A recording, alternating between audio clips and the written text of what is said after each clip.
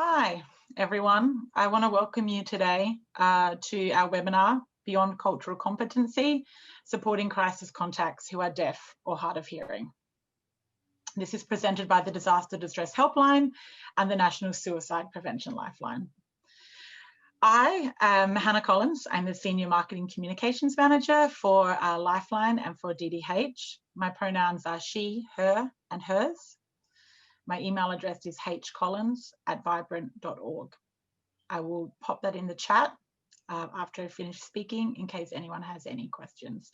I'd also like to introduce the co-facilitator, Christian Burgess, who is the director of the Disaster Distress Helpline.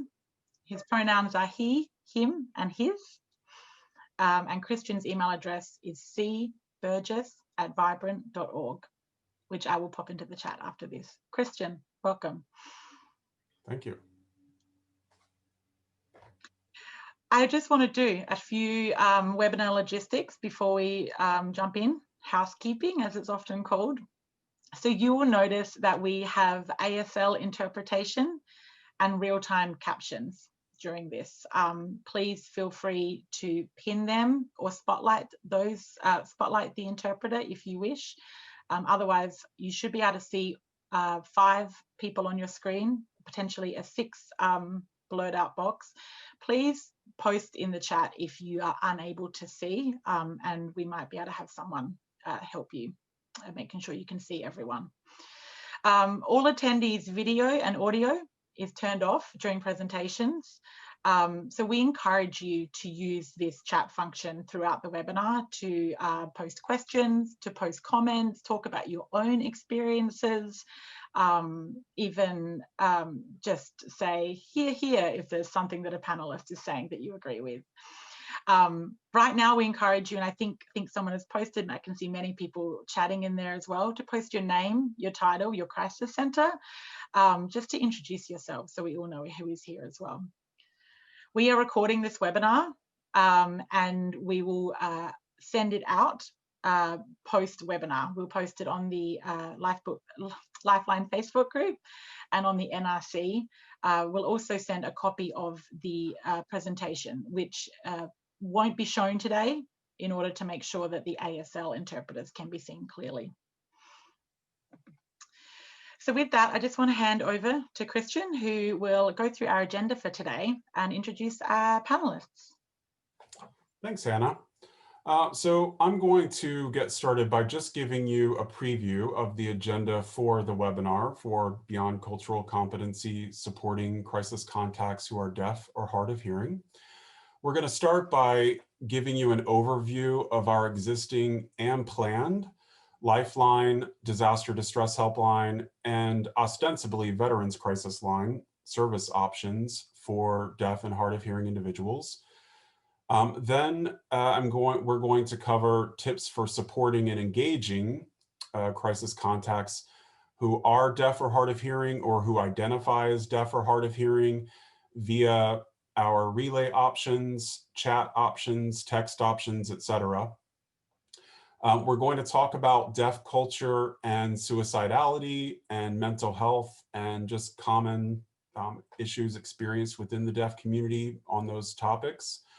And then, of course, towards the end of the webinar, we're going to have time for discussion and Q&A with our guest experts. And as Hannah mentioned, while we're not sharing PowerPoint slides today, towards the end of the webinar and perhaps at some points during the webinar, we'll also be posting resources and more information in the chat function there. And these resources and contact information will be included in the PowerPoint slides that we share along with the recording for this at a later date. So I want to get started by introducing our 2 guest experts, which I'm very excited to have joining us today. Our first guest expert is Dr. Stephanie Logan, who is the Executive Director of Deaf Lead, a nonprofit organization committed to meeting the needs of deaf, hard of hearing, late deafened, and deafblind victims of crime. She's been the Executive Director since the inception of Deaf Lead 25 years ago. And her mission is focused on providing culturally and linguistically appropriate crisis intervention and trauma-informed services. Stephanie is a Dr. Logan is a late deafened adult as a result of spinal meningitis that she contracted almost 30 years ago. She's a graduate of the University of Georgia. She has her master's in business administration from William Woods University and her PhD in counseling psychology from the University of Missouri with minors in college teaching and linguistics. And in case you haven't noticed, her pronouns are she, her, hers. Our next guest expert, which we're excited to welcome to this webinar today, is Dr. Robert Pollard, or Bob, whose pronouns are he, him, his. Dr. Pollard is professor and associate dean of research at the National Technical Institute for the Deaf in Rochester, New York, a position he undertook in 2016. Since 1990, he's also been on the faculty of the Department of Psychiatry at the University of Rochester School of Medicine, where he holds the rank of clinical professor. There, he founded the Deaf Wellness Center, a clinical service, research, and training program. Dr. Pollard has particular expertise regarding deaf persons and mental health, sign language interpreting, and deaf population public health issues. And he served as an expert witness in more than 100 criminal and civil cases involving deaf persons. He has delivered over 300 addresses throughout the US and abroad, and has been a principal investigator on dozens of grants totaling over $6.5 million, authored or co-authored over 100 publications, and has produced 15 films in American Sign Language. So again, join me in welcoming Dr. Logan and Dr. Pollard to the webinar. And before I hand it over to our first guest expert, who will be Dr. Logan, I wanted to give a bit of an overview of what brought us, one of the things that brought us to this webinar today, which is that, as many of you know, the National Suicide Prevention Lifeline has offered a dedicated TTY option for supporting deaf and hard of hearing individuals since it was launched in 2005. And in addition, the Disaster Distress Helpline, when we launched in 2012, we also offered a dedicated TTY option, and these were separate numbers. The Veterans Crisis Line has also offered a TTY option that's the same number as the Lifeline. And so these services have been around for many years. However, they've been seldomly used in that time. We actually started working with Deaf Lead in 2016 as our 24/7 TTY provider. And over the years, it's just the reality that the vast majority of calls that come into the TTY line have been from hearing individuals who see the number listed and they don't necessarily understand that it's a service meant for deaf and hard of hearing individuals, or there are calls that are coming in that are placed in error. And we just began a dialogue a few months ago with Deaf Lead about sort of where to go from here, since the TTY line was seldomly utilized. And so it became apparent that the best thing to do moving forward, and we sent out an email to the Lifeline Network about this, I think it was in August or early September, that effective at that time, both the Lifeline, Disaster Distress Helpline, and Veterans Crisis Line would no longer promote a separate TTY number. And instead, on our websites and our communications, we would be promoting for people who are deaf or hard of hearing, or who have speech disabilities, or who typically rely on assistive devices to connect with our services, that we would be promoting our chat service for the Lifeline, our text services for the Veterans Crisis Line and the Disaster Distress Helpline, and that for all of our hearing hotlines, we would be encouraging deaf or hard of hearing individuals to connect with these services via either a relay service, such as the National 711. Many states also have their own relay services that people can use to connect with our hearing hotlines. Or people who are deaf or hard of hearing can call our numbers directly using video relay technology and be connected with a third-party interpreter through those means. Dr. Logan will be talking more about these services in just a moment, but I just wanted to give some historical context about how we're promoting our services to deaf and hard of hearing individuals at this point. And again, our panelists might discuss this later in the webinar, but I also want to emphasize that there are people who still may be using TTY devices, people who have experienced hearing loss and who don't know American Sign Language, et cetera. And so while we're not promoting a direct TTY option anymore, very much so, we're still wanting people who have hearing loss to be able to connect with our services as well via the 711 or other options that I just mentioned. And again, we'll talk more about those in just a moment. I will post a link in the chat function that is for the Lifeline page dedicated to deaf or hard of hearing individuals, just so that all of our crisis centers understand exactly what it is I'm talking about. And that we want to hear from you in the chat as well. And leading up to the discussion, what are your crisis centers doing in your local communities for any areas that you coverage in promoting your services to deaf and hard of hearing individuals as well? The final thing I want to mention before I hand it over to Dr. Logan is something that's to come that we're working on. We're very excited to say that as of August, we secured funding from our funder for the Disaster Distress Helpline, which is also the U.S. Substance Abuse and Mental Health Services Administration. I always have to take a breath after I say that. That we received funding to actually pilot a dedicated video phone option for the Disaster Distress Helpline. We are in the development stages for this service right now and partnering with DeafLead. We're actually forming an advisory task force to inform the project that will be comprised of people who are deaf or hard of hearing and who have expertise and lived experience in the deaf community and expertise in deaf culture, as well as mental health and suicide prevention.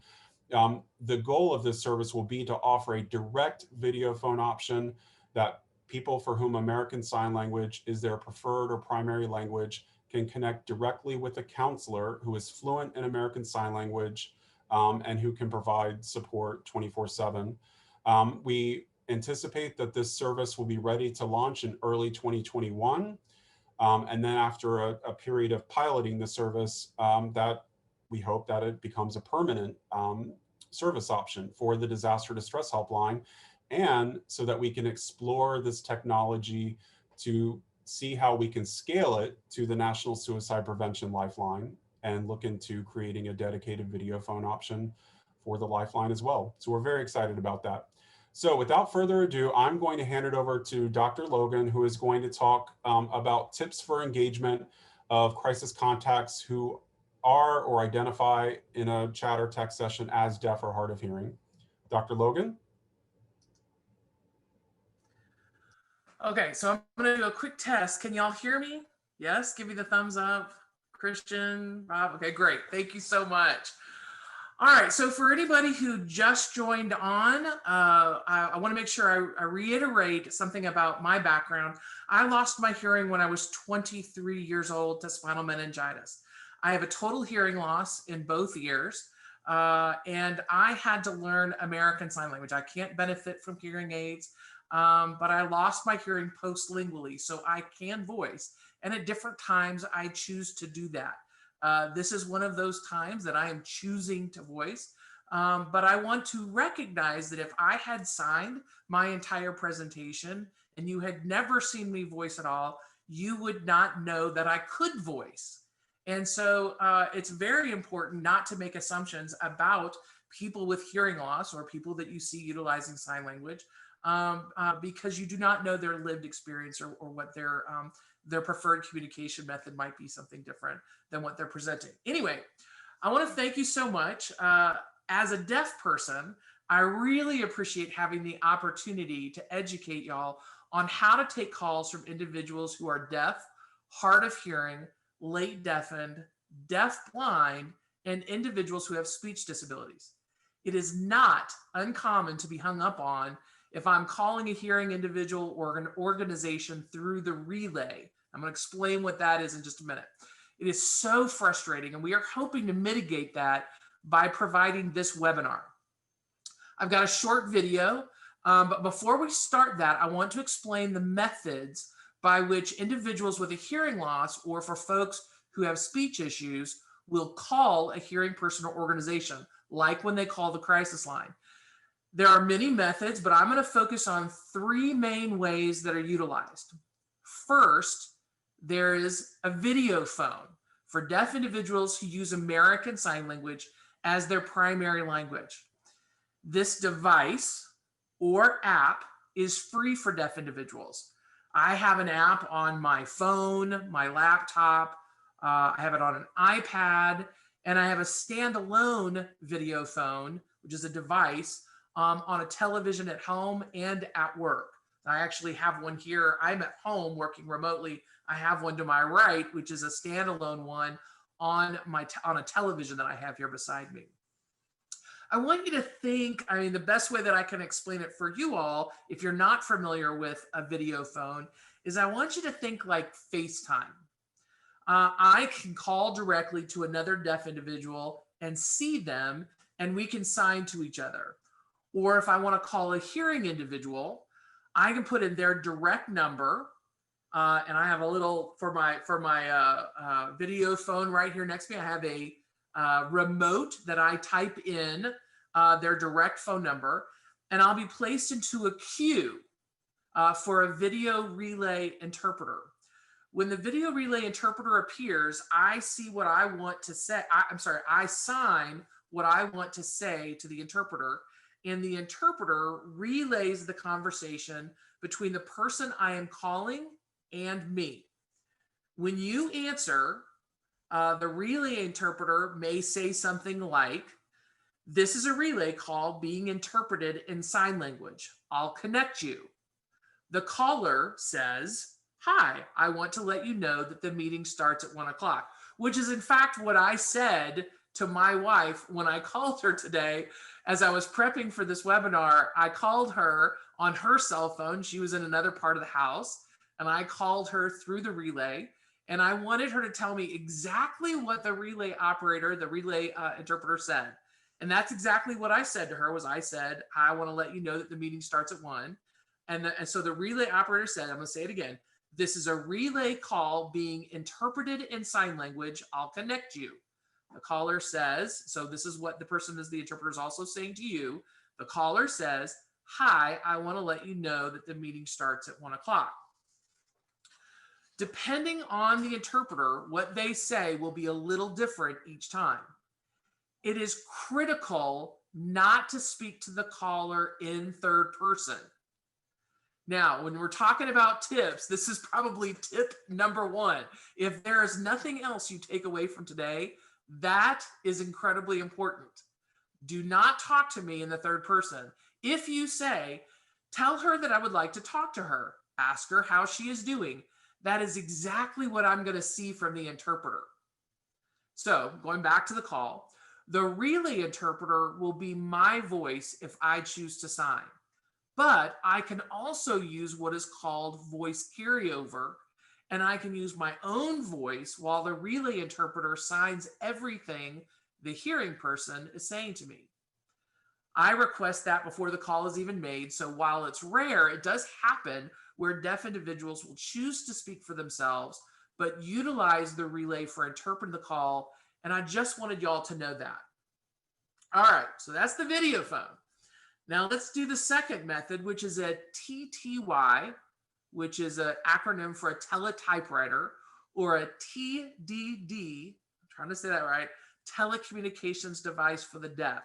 And that looks like this right here. This is a TTY or a TDD, all right? And unfortunately, it does not have a charge right now, but there is a power button right here. Maybe maybe that's powered up. No. And right across here is where you would see letters, whatever is typed here would come across this right here, just in one line. And then I have a nifty one that prints out what's said. So that's a TTY. A TTY, a TTY and a TDD are exactly the same thing.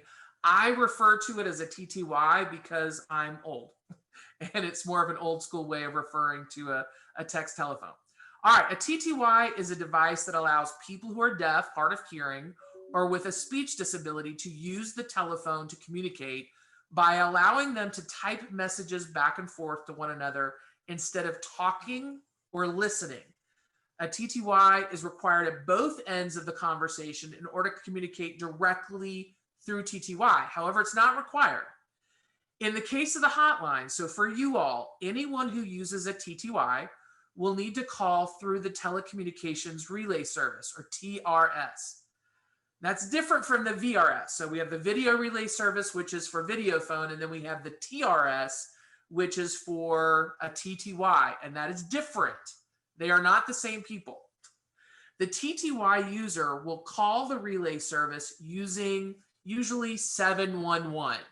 So I can be pretty much anywhere in the United States, dial 711, and on my TTY, I would take my landline phone and put it right here on the acoustic hubs. And a relay operator will come across. And so I would see something like relay operator number 4272, their number, and then F or M in parentheses for female or male. So I know whether it's a male or female voice. Number calling, please, go ahead. And then I type in the phone number, and then I will see something like dialing ... ringing ...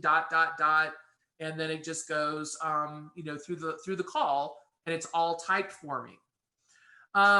So the TRS operator will place the call just like the VRS did. The operator will make an announcement of some kind when you answer the line. So when you answer the line, the operator is going to make some kind of announcement. It will be something like what the other one did. It might be something like, have you ever received a call through, a TTY or, a text telephone or something like that. And the instinct for most hearing individuals who receive those calls, especially back in the day, was they think it was a magazine subscription or some sort of robot or spam or something like that. And so the instinct is to want to hang up. Do not hang up, pretty please. With TRS, a special operator types whatever you say so that the person calling can read the words on their TTY display. So again, kind of like if you say, well, tell her, blah, blah, blah, I will see, tell her. They will type back a response, which the TRS operator will read aloud for you to hear over the phone. It is appropriate when it is a TTY call to say, go ahead, when you are done talking, so that the deaf person knows that they can begin typing. Take your cue from the TRS agent. They will let you know if it's appropriate for you to utilize go ahead for the conversation. And finally, a third method is actually on most everyone's cell phone through an accessibility feature for the phone, and it's called RTT, or real-time text. It allows me to use my cell phone as a TTY to connect a hearing individual through the relay, or connect to a hearing individual. With RTT, there is no need to press a send key, as there generally is for SMS or chat or other types of texting. A recipient can read a message while the sender types it. Instant text messages are similar to the instantaneous exchange of information and voice conversations over the phone, and can be critical for emergency calls to 911. Basically, I don't have to wait for the go ahead. And that is an excellent option for individuals who do not use American Sign Language. I use it when the VRS takes too long to get an interpreter. And like I said, there is a queue for the VRS. So depending on the time of day, it is really difficult to get an interpreter to answer. And so that can be frustrating. All right, so let's go ahead and cross our fingers and hope that we can look at this video link, and if possible, we're going to stop it at the 24-second mark, and I'm going to say a few words, and then I want to end it at the 1:12 mark. So it's very short. Great. Hannah? I'm going to share my screen. I will pause it at the 24 mark and come back to you because we can't have both on, and then we can watch the remainder of the video.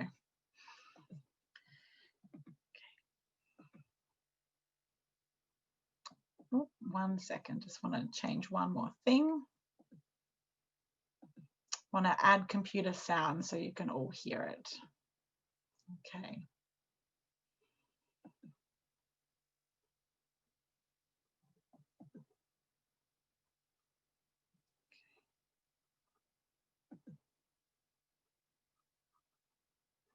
Receiving relay calls, a guide for businesses, organizations, and individuals. What is a relay service? A relay service enables people who are deaf, hard of hearing, deaf-blind, or have difficulty speaking to communicate with standard telephone users. This service is free.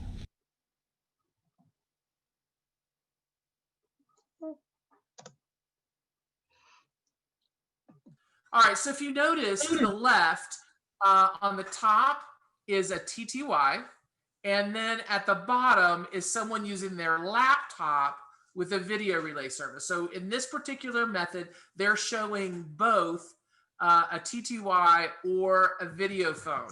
But I do want you to understand where you see this arrow going down to the relay service. I want you to understand that for the video relay, that would be an operator who can sign, as a professional interpreter, can sign fluently. And for the TTY, it would be an operator that would be typing. That person may not have any idea one sign at all. So I want that to be clear. And then you see your business would be the hotline. Okay, go ahead, Hannah.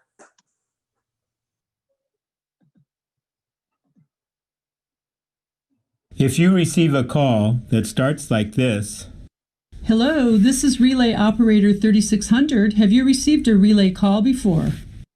please do not hang up. This is the time to ask questions about the process of how a relay call works. The operator can explain to you how to proceed and respond to the caller.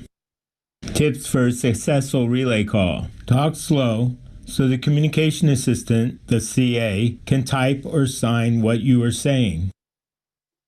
Speak directly to the caller, not to the communication assistant. Be patient. The call might take longer with pauses.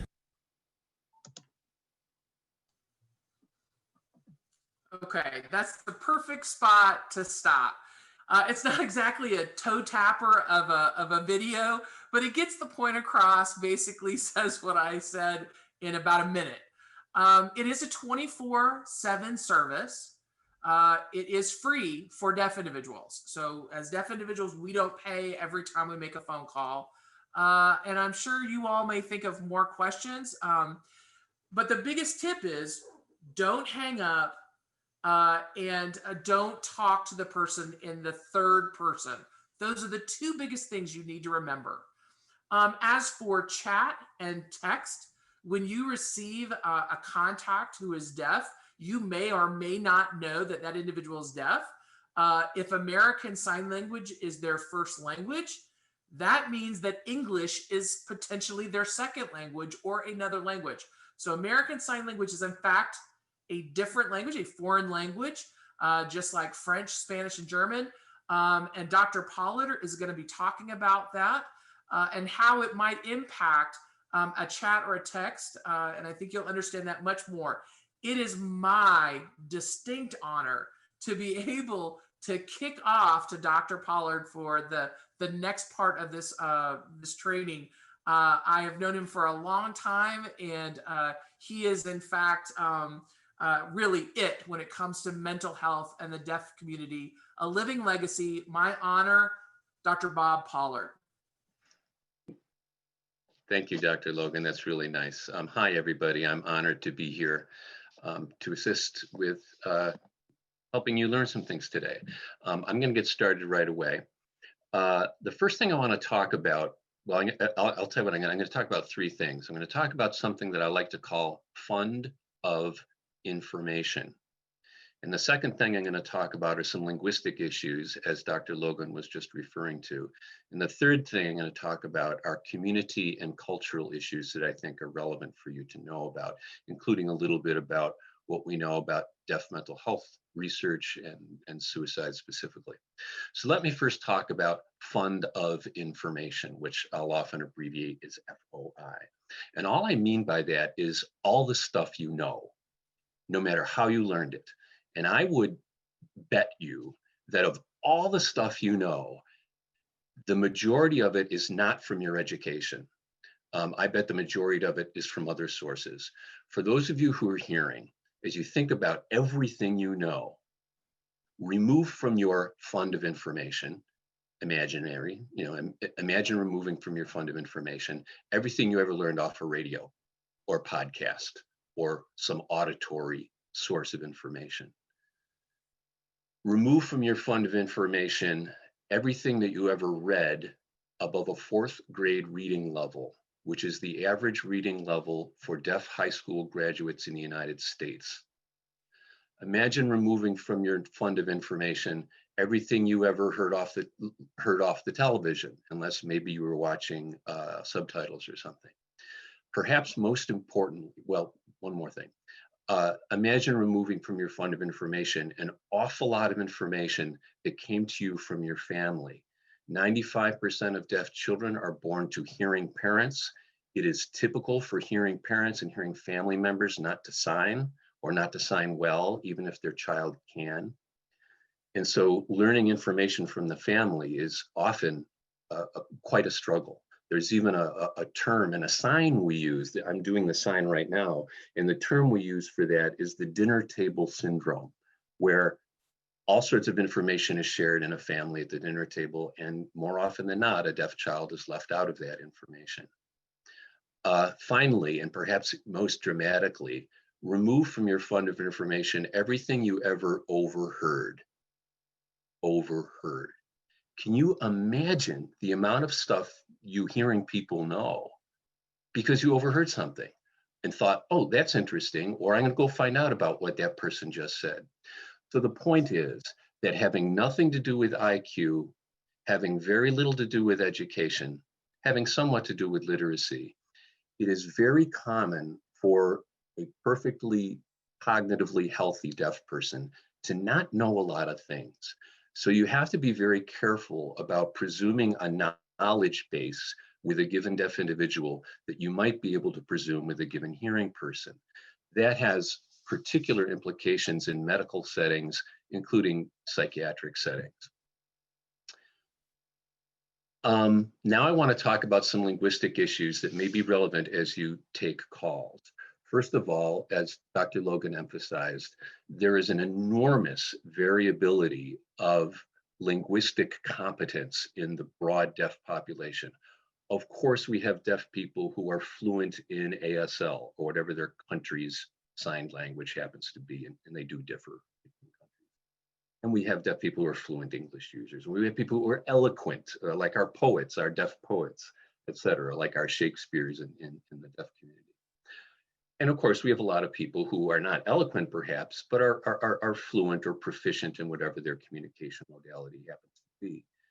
But at the other end of the spectrum, there is a very significant proportion of deaf persons who are not proficient in any language modality because they didn't acquire a spoken language very easily, because that's really difficult to do when you are born deaf, unlike Dr. Logan, who was not born deaf. And secondly, because they weren't exposed to sign language early enough or long enough to acquire that either. So especially in the mental health settings where I work and in the legal settings where I work, I encounter a great many of this subset of deaf individuals who have very significant limited communication abilities in any language whatsoever. And you could conceivably get a service call from one of these individuals who is not fluent in English and not fluent in sign language either. And you may see an interpreter, a relay interpreter, struggling with that issue, or needing to double check what the person is trying to say. So just be aware that that could happen, especially in certain subgroups, such as people with mental health problems or certainly people in legal situations. As Dr. Logan mentioned, American Sign Language is nothing like English. The syntax is different, the vocabulary is different, the grammar is different. As a quick example, like Spanish, it's a car red, not a red car. Like German, in ASL, verbs tend to occur at the end of a sentence, not in the middle like in English. As in Hebrew, American Sign Language does not use vocabulary words for the concepts of is, are, was, and were. Hebrew doesn't do that either with vocabulary. Now, Hebrew and ASL can accomplish those linguistic functions, but it doesn't do it with vocabulary words. On top of that, I could tell you many other examples of how ASL is different than English. One of the more prominent ones is tense or time and how that's expressed. For example, time or tense is expressed at the beginning of a sentence or the beginning of a conversation. And then a verb does not need to have a grammatical change. So there's no difference between the sign go and the sign went, because that time difference of go and went or will go is expressed earlier in a time concept. So anyway, the point of all this is that the language, the American Sign Language, is super different than English. And it can happen sometimes that a deaf person who's fluent in ASL but tries to write in English or type in English may mess up a little bit of their syntax or grammar because, as Dr. Logan mentioned, they aren't as good as English as they are in ASL, and they may borrow from ASL syntax or grammar. I have had to rescue, shall we say, some deaf people from a psychiatric emergency room because they went into the medical emergency room, wrote a note about whatever reason they were there, and the medical doctor or nurse looked at it and said, "Oh my gosh, this language is messed up. They must be psychotic. Let's get them over to the psychiatric ED." So be careful about being ready for some language anomalies and being careful about judging what those mean. Also, there are some regional variations in sign use. They aren't particularly problematic, but an example is the sign for hospital where I live in Rochester, New York, is different than the sign for hospital in New York City. So you may have an interpreter take a moment to clarify something that they're not familiar with because it's a regional sign variation. Also, sort of related to fund of information, languages evolve naturally, and languages develop words, or in this case, signs, based on what people need to talk about. And so now there is a sign for COVID, but there often are not signs for certain technical terms, let's say certain medical disorders, that deaf people don't have enough of a reason to talk about for there to have been a naturally evolved sign. So some words may not, some words we know in English may not have a sign equivalent. Another interesting thing about the language is that because information is really hard to get when you're deaf, the language and the culture has evolved in order to be very specific. And there's a lot of implications to that, and I'll get to some of them, but a linguistic implication is that ASL does not use certain categorization words that we do in English. There isn't a sign for tools. You have to say what tool you're talking about. There isn't a sign for jewelry. You have to say what piece of jewelry you're talking about. And especially for you all on this webinar, there's not a sign generally accepted for suicide. You have to say what method of self-harm you're talking about. Is it hanging yourself? Is it using a gun? Is it overdosing on pills? There's generally not a single sign for suicide. That being said, it's not that unusual for some deaf people to use a sign that is literally slash your wrists to express the general concept of suicide. So sometimes it may literally mean slash your wrists, and sometimes they just may mean suicide because that's getting more and more common. But If I were in a sign language conversation, I would not use that slash your wrist sign when I wanted to express the concept of suicide. I'd say it in some other way, and I'd want to talk about the methodology, because I wouldn't want them to misunderstand, did I just ask you if you've ever slashed your wrists? I want to talk about suicide more generally. So be careful about that issue. And it may be a translation error that you want to double check. Okay. Also, my final linguistic point is that because information is hard to get when you grow up deaf, in addition to the language and the culture, the language becoming emphasizing clarity and specificness, the culture has evolved in such a way as to value and have behavioral norms that focus on clarity of information and directness of information. What is the opposite of directness of information? Subtlety. Do not use subtlety when you're working with a deaf individual. Do not also use figures of speech or colloquialisms, because those are the last things you might learn in a language with which you are less familiar. I don't know any, French colloquialisms.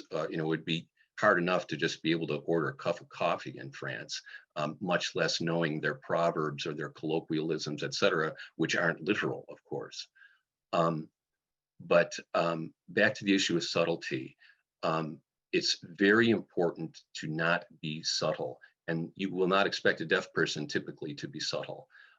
Subtlety is essentially hiding information, isn't it? Or it's being a bit obsequious or vague about information. And for many hearing people, well, that's a social skill, shall we say, and a social sophistication. But it's not practiced in the deaf community very much. It's not respected in the deaf community, because the reaction can be, what did you mean? Why don't you tell me exactly what you mean, rather than being subtle or saying something in some vague way. Next, I want to talk about some community and cultural issues. I know that I was asked to talk a bit about suicide research in this webinar. There isn't a lot of suicide research in the deaf mental health literature. Part of the reason, well, there's two reasons. One is, to do good research with deaf people, you have to be fluent in sign language, and there aren't a lot of researchers who are fluent in sign language. A second reason is, a lot of deaf people who now have a doctoral level education, et cetera, choose to be clinicians, and not as many by far choose to be researchers. So the amount of research on deafness and suicide, or even deafness and mental health, is still a constrained issue. I've written book chapters on this issue when government agencies like the Substance Abuse and Mental Health Service Administration ask, well, what do we know about this aspect of deaf mental health, and what do we know about that aspect? The answer is usually, we don't know. We don't know. There's just not enough research in this field. However, the research which does exist indicates that deaf individuals are at increased risk for a wide range of mental health difficulties, and equally important, perhaps more important, have less access to care. So we have this increased burden, shall we say, of mental health issues and less access to care. It's kind of like a double whammy. I'm looking at my notes here, pardon me for a moment. But there is a growing deaf mental health literature. If you're interested, you can do a literature search and find out lots of things, or you can contact me later on and I could send you some of the, shall we say, top 10 references about deaf mental health that I think would be useful for you all to know. There is particularly evidence of greater depression and specifically about suicide in some recent studies that I've been involved in. There is an increased reporting of suicidal ideation between deaf people compared to hearing people, and an increased reporting of suicide attempts between deaf people and hearing people in those few studies where we were able to validly do such a comparison. So the deaf population would have all of the same risk factors as the hearing population when it comes to suicidality or mental health problems, all the same risk factors. But many of those risk factors are even worse, shall we say, for the deaf population, such as lower socioeconomic status or greater unemployment than hearing people have, or greater reports of trauma and abuse histories than hearing people report. Lack of family support for reasons that I've already mentioned, or be able to communicate with families. Greater degrees of social isolation for some people. I've already mentioned access to care. I've already talked about the burden in the subpopulation of deaf people who have extremely limited communication abilities in any language. And we call that language deprivation syndrome. Language deprivation syndrome. And there's a lot of mental health consequences and behavioral consequences for individuals who have language deprivation syndrome. Additional disabilities, as you may understand, certain causes of hearing loss do not stop there, but cause other medical problems for an individual. Stephanie mentioned that she had spinal meningitis, and that's how she lost her hearing.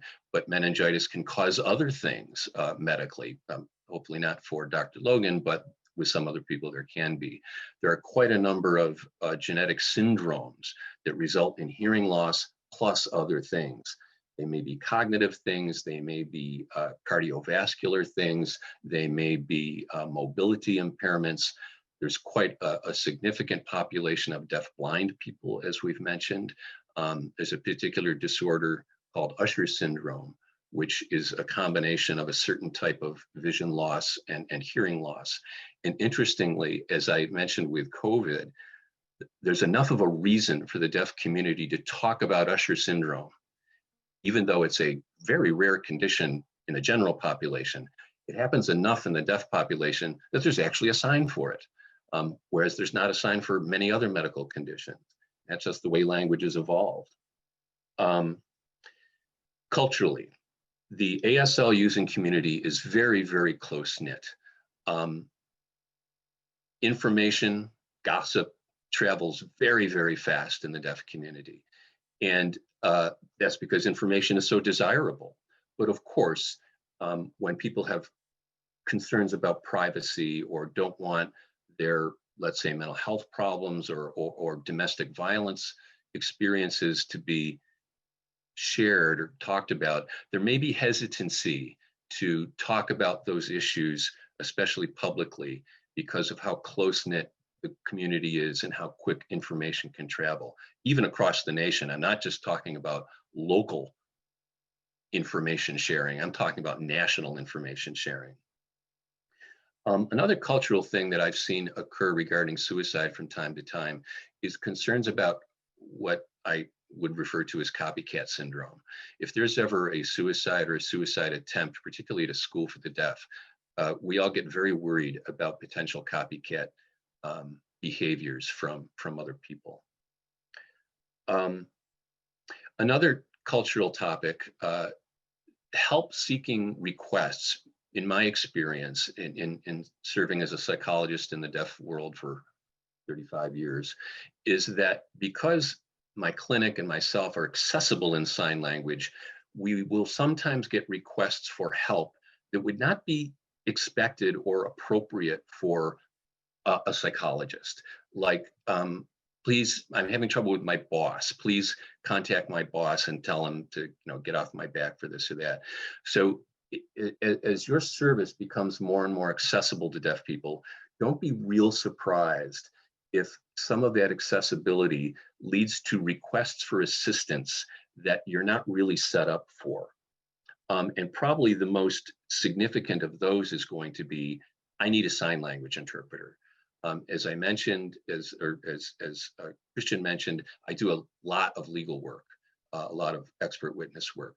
And many of those civil cases are lawsuits about not having been provided with interpreters in hospitals, in police situations, et cetera, et cetera. So I would urge you, all of your crisis centers, to be prepared to receive calls where the urgent crisis is, I'm in situation XYZ and I need an interpreter. Can you help me? So with that, I'm going to close. I'll look forward to talking to you more during the Q&A part. Thank you, both Dr. Logan and Dr. Pollard. You know, I've been working with Deaf Lead for 4 years now, and when I was in a LGBT youth organization over 20 years ago, we worked with some deaf young people then, and I'm always sort of inspired and amazed at how much I learn about effectively supporting folks within the deaf community in our line of work. And so I really appreciate all of the information that both of you shared. We do have some questions that have come in that we likely won't have enough time to get to.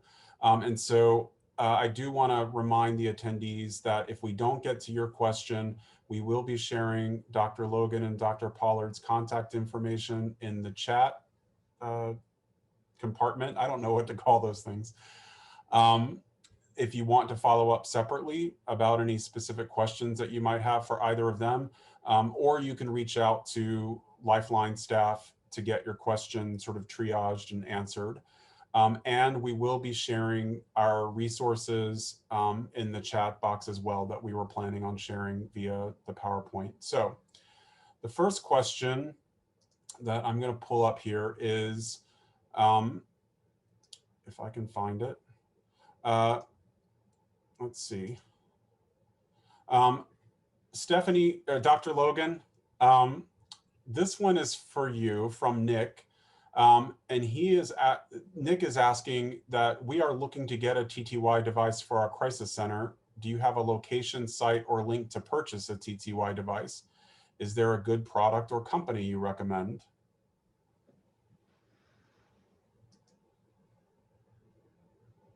Here you go. No, I'm kidding. Harris Communications. I'm not using mine anymore.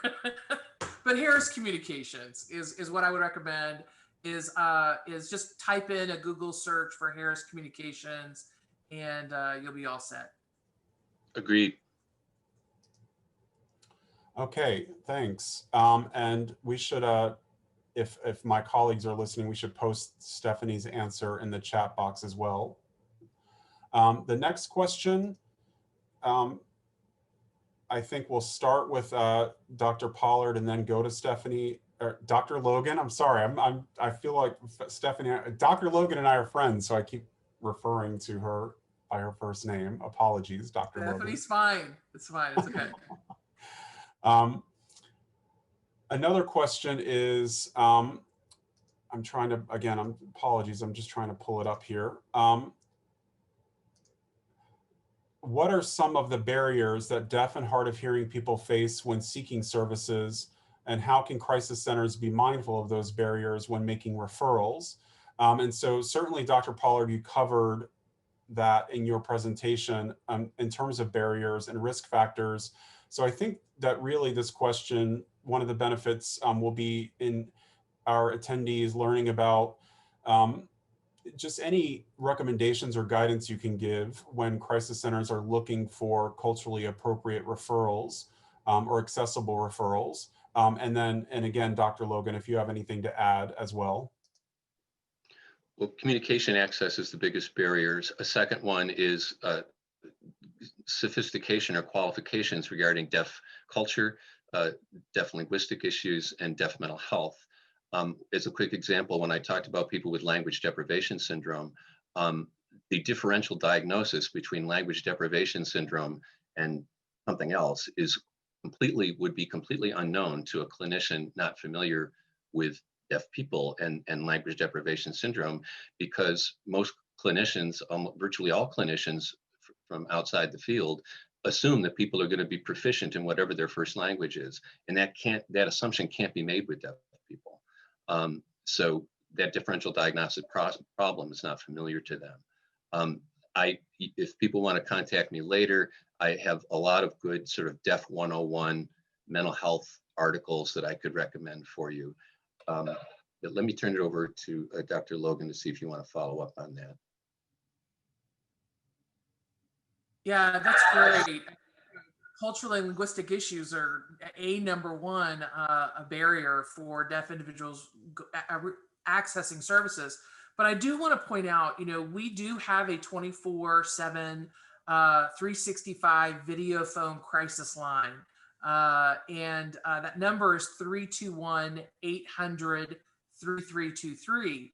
So after you all have worked with that individual, I hope that you will utilize the Deaf Crisis Line as a resource that you would provide that deaf individuals, because one of the things that we can do is when they contact our video relay, our video crisis line, we can provide that individual with the resources that we know of nationwide that can provide the support that individual would need, that would meet one of the other issues that Dr. Pollard brought up, which is making sure that the support that they are receiving is someone who has some experience with deaf culture and American Sign Language when possible. Another thing that Deafly does is we provide, when we're working with someone in crisis, we provide that additional case management and advocacy support if they desire it with the hearing organization that we refer them to.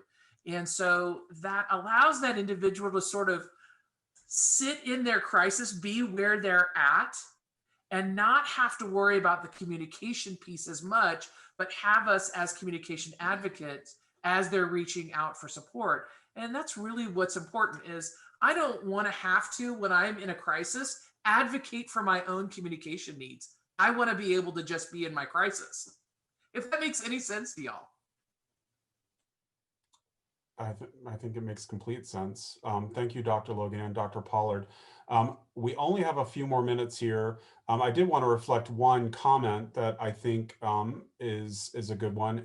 Ron from Samaritans in Boston just shared that they reached out to their state's Deaf and Hard of Hearing Commission when they launched a text program, and that that department in their state is now part of their speaker series for training. And that through this partnership, they've learned that people who lost their hearing later in life are more likely to use text, and that people who are deaf since birth are less likely. And I think that Ron's comment is highlighting how useful it is for your crisis centers to identify these state local resources in your community to partner with, because you can form these kind of collaborations in terms of ongoing training and information about your services. I also wanted to emphasize that we have shared a number of resources in the chat function there that I hope people can take note of and follow up on later. They will also be in this recording that we share. And finally, I do want to let the network know that we are working with our Lifeline Standards Trainings and Practices Division to create a tip sheet for engaging crisis contacts through relay services based on the information that Dr. Logan and Dr. Pollard have shared here. And we're working on that, and we'll get that out to your centers as soon as we can. Hannah, did you want to wrap up anything? I just wanted to, I think we will be cut off in 1 minute or two. I wanted to thank all the attendees for your questions today, reminding you that we will send out a recording and the PDF and slides, which have all the resources as well. And Dr. Pollard and Dr. Logan, thank you so much for joining us. Wanted to leave 30 seconds, a minute, just if there's any last thoughts from you all before we finish. Thanks to the interpreters. And also mental health interpreting is becoming a specialty area. There's quite a lot of training available on mental health interpreting. I actually co-wrote a curriculum on it. So you can find sign language interpreters who have particular talent in mental health settings. Thank y'all so much for doing this. Okay. Thank you. Thanks, everyone.